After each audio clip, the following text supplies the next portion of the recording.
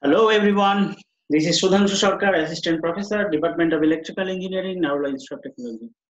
Today's subject is Power System 1. This is uh, for third year electrical engineering students and the paper code is EE502. So the lesson plan is here. As per the lesson plan, the lecture plan is designed.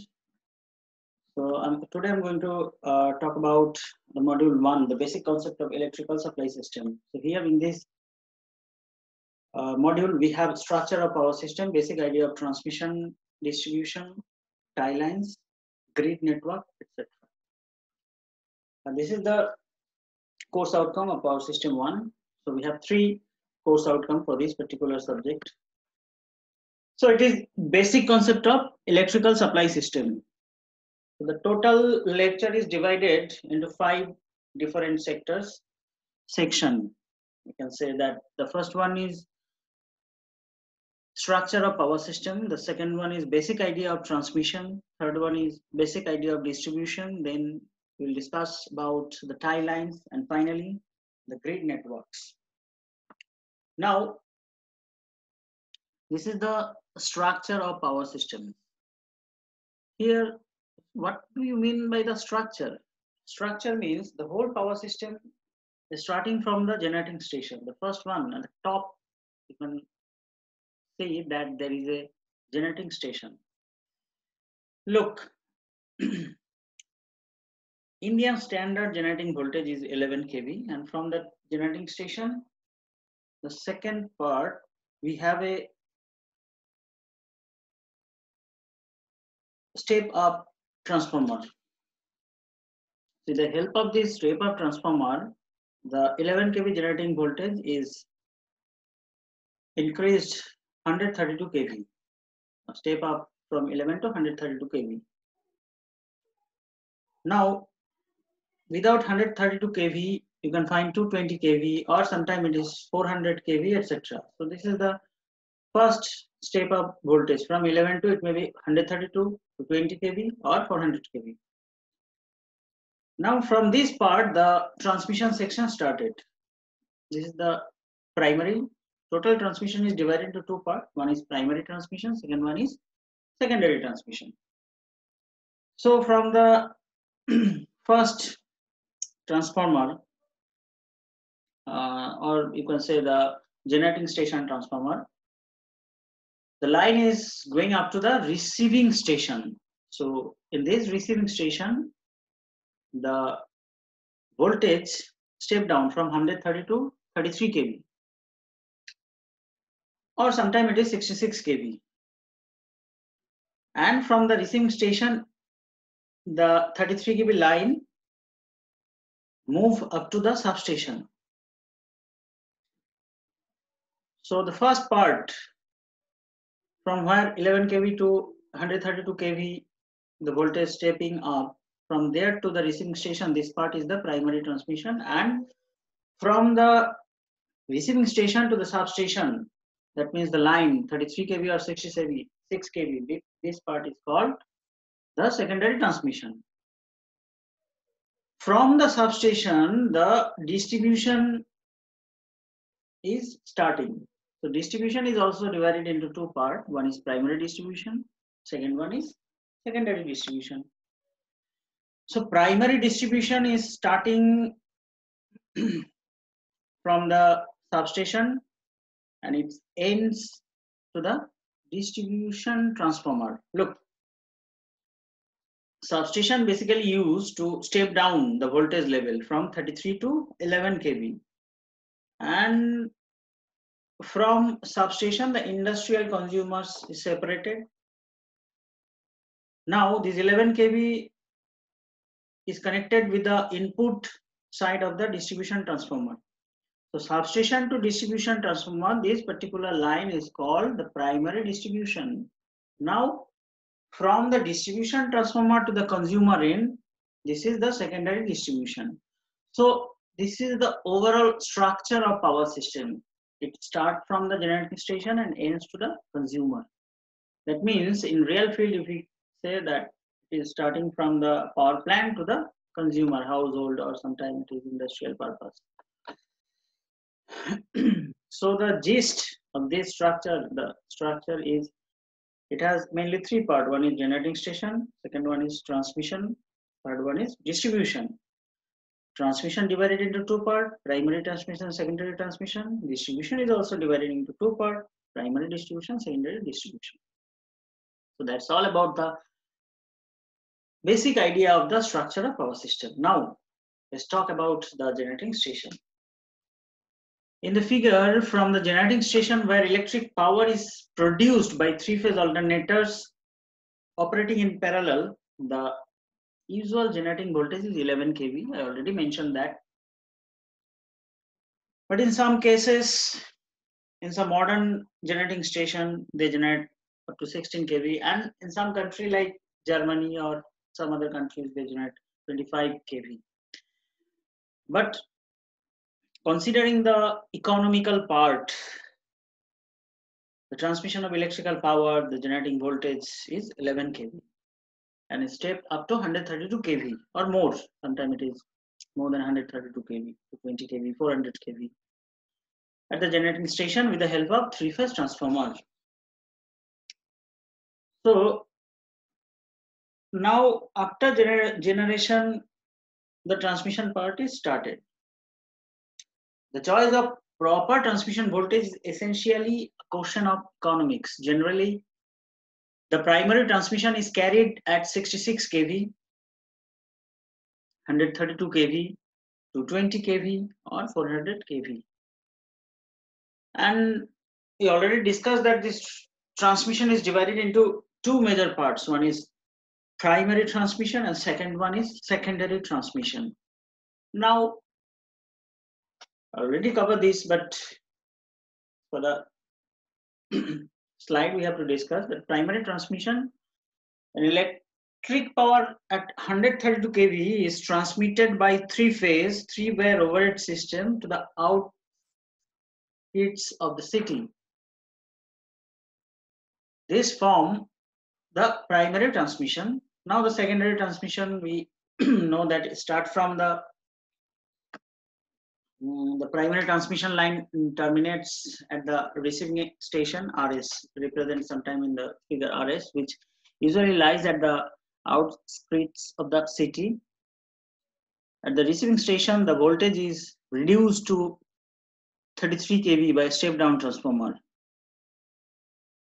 And electric power is transmitted at 33 kV by three-phase, three-wire overhead system to various substation. Substation is the short form is SS, located at the strategic point in the city. This forms the secondary transmission. So it starts from the receiving station and it ends to the substation. So that particular part is secondary transmission. Now let me talk about the distribution. The distribution system is divided into two major parts. It's like same for transmission, primary and secondary. That means primary distribution and secondary distribution. So primary distribution is starting from the substation where the voltage reduced from 33 kV to 11 kV, and it is also three-phase, three-wire line. The 11 kV line run along the important road side of the city. This forms the primary distribution. It may be noted that the big consumers having demand more than 50 kilowatt are generally supplied power at 11 kV for further handling with their own substations. Now secondary distribution start from the distribution transformer. That is the distribution substation. You can find it beside the road, in front of your house, beside your flat. You can find that some transformer is mounted on the pole. So that is actually working as a distribution transformer, or in technical term it is called distribution substation. These substations are located near the consumers' localities and step down the voltage to the 400 volt, 440 volt, and it is three-phase, four-wire secondary distribution. That means the secondary part of the transformer, you can find three-phase, four-wire. So three-phase is radial blue and there will be a neutral. The voltage between any two phases is 400 volt, and between any phase and neutral is 230 volt. The single phase residential lightning load is connected between any two phase and neutral, whereas three phase 400 volt motor load is connected across three phase line directly. So where the demand is 440 volt, we have to connect three phase and the neutral, and where the demand is domestic load, it is 230 volt or like that. Then we have to connect one phase and one neutral. Now this is the figure of elements of low voltage distribution system. So inside the figure, DS, the distribution station, and with it feeders, that is the substation, the feeders are connected, and with the feeders there is no tapping is done from the feeder, so the current is constant in this area. And with the feeder, the distributor is connected, and from the distributor part, the AB, BC, CD, and DA, from this part, the service mains is connected. That means distributor is basically used for tapping purpose. So some tapping is doing in these distributor parts. That means the current is fluctuating here, and finally the arrows are representing the service main. So this is the general structure of a elements of low voltage distribution system. Now the tie line. So we'll discuss detail on about tie line in the next semester, that is power system 2, on load flow studies and stability analysis. On that part we'll discuss it in detail about the tie lines. The transmission lines that connect an area to its neighboring area are called the tie lines. Power sharing between two areas occurs through these tie lines. That means if two generators are connected with a line, then that line is called the tie lines. So if nearby area is connected with a line, so that is the tie line. Tie line is helping to connect to line. It's helped to share the power. And with this tie line, actually the power is shared between two generating station or between two areas. Now the grid network. So previously, it's a conventional grid network. So here you can find the generating station that is mainly in India and the other countries. In previous time they used maximum the thermal power plant. So here the generating station is connected with the transmission line, and then it is coming to the substation, and from the substation it is connected with the distribution system, and it is connected to the load. That means so this is a conventional grid, and now but the system is basically changing. The smart grid technology is coming, modernizing the system with combination of renewable and non-renewable sources. So here if you follow, you can find very easily that the nuclear plant is connected, hydroelectric plant is connected, and coal plant is also connected. And with the overall system, the solar is connected, the wind, solar, so all types of generating stations are connected together. So this type of system is basically called the smart systems, and the system is day by day going to be automated. So this is actually the network or grid networks. In India, we have a large grid, that is power grid in India. So the whole electrical system is controlled by the power grid. And in modern time, the coal plant, maybe within next 25-30 years, the coal is going shortage day by day. So after that, we have to replace all the plant with nuclear plant and the wind farm, solar plant. Then